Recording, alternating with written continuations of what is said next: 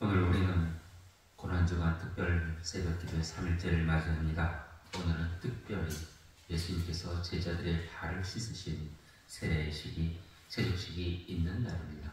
또한 오늘은 11년 전 4월 16일 세월호가 침몰된 날입니다. 하나님의 위로와 예수의 놀라운 정의 이 시간 임하기를 진심으로 축원합니다. 남자와 여자가 결혼하여 한 몸을 이루고 그 몸을 통해 하나님께서 생명을 우리들에게 보내주십니다. 하나님께서 생명을 보내주실 때 너희 선물이다 이러지 않고 하나님의 기업이다 이러면서 우리들에게 보내주신 것이죠. 그래서 우리에게 자녀를 주신 목적은 잘 양육하라는 것이지 내 마음대로 하라는 것이 아닙니다. 그래서 부모는 자녀를 대할 때 하나님의 대리자의 역할을 감당해야 되는 것입니다. 하나님을 온전히 섬기는 사람은 부모가 되면 하나님, 이 아이를 하나님의 뜻대로 키우도록 저를 사용하여 주옵소서 이런 기도를 하며 키웁니다. 그러나 하나님을 모르는 사람이 부모가 되면 내 마음대로 키우려고 드는 것이죠. 내 욕심대로 키우려 드는 것이죠. 아이의 마음에 장미씨가 있으면 장미로 키워야 되는데 어떤 부모는 아이의 마음에 장미씨가 있음에도 불구하고 소나무로 키우려고 들어요. 그러면 아이도 힘들고 부모도 힘든 것이죠. 아이의 성향을 무시하고 부모가 부모 교육을 하게 된다면 분명 탈이 납니다.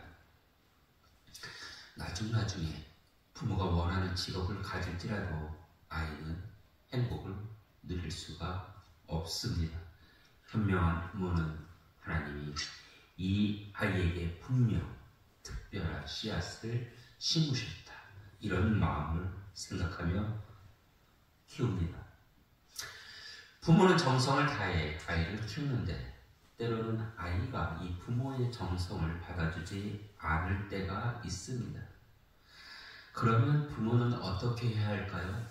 그냥 놔둬야 될까요? 아니면 아이를 훈계해서라도 바르게 이끌어야 될까요?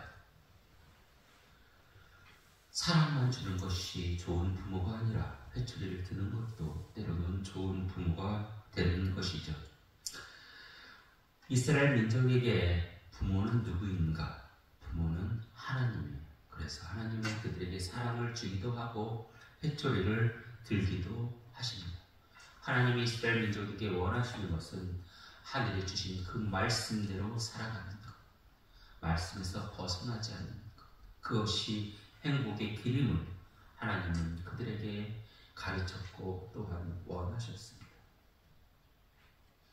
종교의 생활, 이 종교의 생활도 지키면서 삶에 나가서도 하나님의 말씀을 벗어나지 않는 것, 이웃을 사랑하고 하나님을 공경하는 것, 즉히 하나님이 바라는 것인데 이스라엘 민족은 부모된 하나님의 말씀을 저버립니다.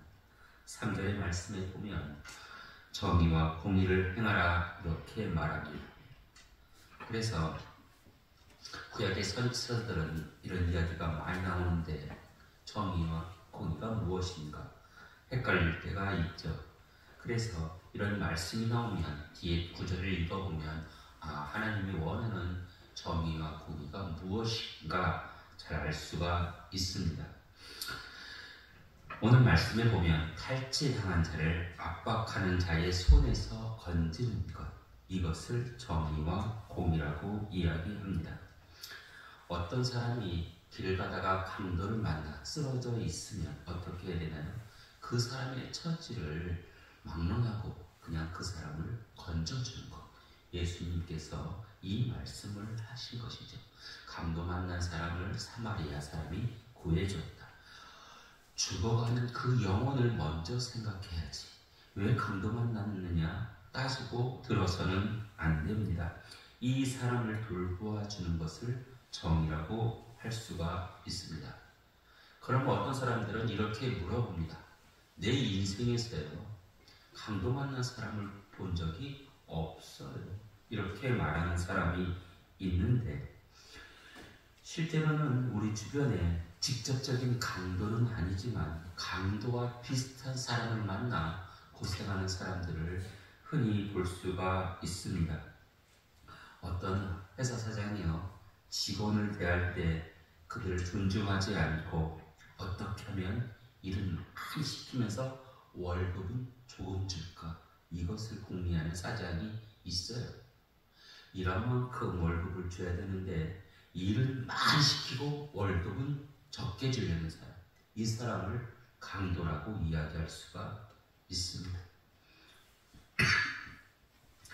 또 어떤 사장은 월급을 미루기도 하고 월급을 떼어먹기도 합니다. 만약에 우리 주변에 그런 어려움을 당한 사람이 있다면 그 사람을 도와주는 것, 이것이 하늘의 정의와 공의를 행하는 것이라고 할 수 있습니다. 예레미야가 이 이야기를 하고 있습니다. 두 번째, 이방인 고와 과부를 압제하거나 학대하지 말라. 성경은 이렇게 이야기하고 있습니다. 이방인, 요즘 표현을 하면 외국인 노동자, 또 과부, 고아, 사회에서 가장 힘이 없는 사람들, 백도 없고 돈도 없는 사람들, 이 사람들을 무시하지 말고 학대하지 말고 압제하지 말라. 성경은 이렇게 이야기하고 있습니다. 요즘 많이 회자되는 말씀 중에 강약, 약강이라는 말이 있습니다. 강한 자는 약하고 약한 자에게는 강한 사람, 이 사람이 강도라고 이야기할 수 있습니다. 예수님께서는 강한 자에게 잘하는 것이 아니라 병든 자에게 의원이 있을 때 있다 라는 말씀처럼 예수님은 약한 자, 이방인, 고아, 과부와 같은 자를 살리려고 애쓰셨습니다. 이것이 예수님께서 우리에게 보여주신 정의와 공의입니다. 세 번째, 무죄한 자의 피를 흘리지 말아야 한다. 죄가 없는데 고통을 당한 대표적인 사람이 누구인가요? 바로 예수 그리스도. 예수님은 늘 관심이 어떻게 하면 사람을 살릴 수 있을까? 어떻게 하면 하나님이 만든 사람들이 하나님의 호흡을 하며 살 수 있을까? 늘 이 생각만 하셨어요. 그런데 그렇게 죄가 없이 하늘 뜻을 이루며 사는 예수를 빌라도가 잡아다가 십자가에 못 박았습니다. 우리가 조선시대의 역사를 바라보면 죄가 없어도 모함을 받아서 유배지로 끌려가 또 사형을 당한 사람도 볼 수 있습니다. 세상은 그래요. 죄가 없어도 자기의 유익에 해가 된다면 그 사람을 모함하고 그 사람을 죽이기까지 하는 것이죠. 이스라엘 시대는 그렇게 살지 말아야 된다고 예레미야 선지자는 이야기합니다. 하나님을 믿는 사람이라면 부모 되신 하나님의 뜻대로 사는 것이 진정 하나님이 원하는 삶인데, 이스라엘 사람들은 오늘 말씀처럼 정의와 공의를 행하지 않았고 욕심을 위해 우상에게 절했습니다. 우상은 정의와 공의를 바라지 않습니다. 혹시 선왕당에 가서 어떻게 기도하던가요? 사람들이 하나님이 아니죠. 신이시여 이 땅에 정의와 공의를 이루어 주옵소서, 이렇게 기도하는 사람 보셨나요? 절에 가서 하나님 이 땅에 부처님 이 땅에 정의와 공의를 이루어 주옵소서, 이렇게 기도하는 사람 보셨나요? 그러나 교회에서는 그렇게 기도합니다. 하나님 이 땅에 정의와 공의를 이루어 주옵소서. 우상들에게 절한다는 것, 우상을 섬긴다는 것은 내 욕심을 채우는 삶을 이루어 주옵소서, 이렇게 간구하는 것과 같습니다. 우리는 하나님을 아버지라고 고백을 해요. 하나님을 부모라고 고백을 해요. 그러면 부모가 원하는 삶을 살아야 됩니다. 서로 사랑하고 서로 보듬어주고 서로 이해하고 살아가는 것, 정의와 공의를 행하는 것, 이 약속을, 이 언약의 약속을 지킬 때 하늘의 복이 우리에게 임한다. 성경은 이야기하고 있는데 이스라엘 민족은 그 약속을 지키지 않습니다. 그래서 오늘 말씀의 마지막 부분을 보면 이스라엘을 황폐하게 하겠다, 이런 말씀이 있습니다. 예레미야 시대만 그런 것이 아니라 예수님이 살았던 시대에도 사람들은 하나님을 섬기지 않고 우상을 섬깁니다. 그들이 섬겼던 우상은 무엇인가? 바알과 아세라가 아니라 로마의 권력이라는 우상을 섬깁니다. 로마에게 아부하고 로마에게 빌붙어서 살았습니다. 아부한다, 이 말은 무엇인가? 그것은 로마의 앞잡이가 된다라는 말이죠. 일제강점기 시절에 일본의 앞잡이가 된다. 옳지 못한 정권에서 옳지 못한 정권의 앞잡이가 된다. 이것이 바로 강도라고 이야기할 수 있습니다. 예수님은 그런 사람들에게 경고를 하는 것이에요. 오늘 마지막 부분에 보면 하나님의 언약을 거부하면 하나님의 심판이 있을 것이라는 구절이 있습니다. 고난주간에 우리들이 기억해야 될 것은 무엇인가? 하나님의 자녀로 살아가기 앞서서 예수님께서 옳지 못한 세상에 옳지 못한 일을 하는 그 사람들에게 맞서 십자가의 죽음을 마다하지 않으셨던 것처럼 우리 또한 옳지 못한 일을 하는 사람들에게 당당히 맞설 수 있도록 하여 주옵소서. 이것이 예수님의 기도였고 우리들에게 바라는 예수님의 바람이셨습니다. 저는 우리 교회가 여기에 타협하고 저기에 타협해서 문제없이 나가는 교회가 아니라 때로는 부딪힐지라도 하나님이 원하는 바른 교회가 되기를 원합니다. 남들이 왜 그 교회는 시끄럽냐 이런 소리가 아니라 하나님의 뜻을 이루기 위해 시끄럽다는 소리를 들을지라도 당당히 나가는 교회가 되기를 원합니다. 여러분의 삶에도 그러하길 원합니다. 그러한 터널을 지날 때 오히려 우리의 믿음은 더 굳어지고 또 하늘의 복은 더 강하게 임할 줄 믿습니다. 여러분 삶 속에 하늘의 은혜와 은총이 임하는 시간이 되기를 진심으로 축원합니다. 기도드립니다. 너무나 고마우신 우리 아버지 하나님, 우리에게 살아갈 바른 지표를 보여주시니 감사를 드립니다.